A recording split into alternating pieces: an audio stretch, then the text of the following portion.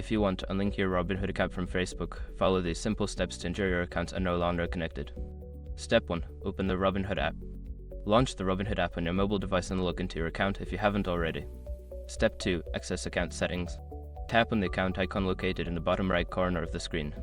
This will take you to your account settings. Step 3. Navigate to Link Accounts. Scroll down and look for the section labeled Linked Accounts or Connections. Tap on it to view all the accounts linked to your Robinhood profile. Step 4. Find Facebook connection. In the list of linked accounts, locate the Facebook option. This will show you the current connection status between your Robinhood account and Facebook. Step 5. Unlink Facebook. Tap on the Facebook option, and you should see an option to unlink or disconnect.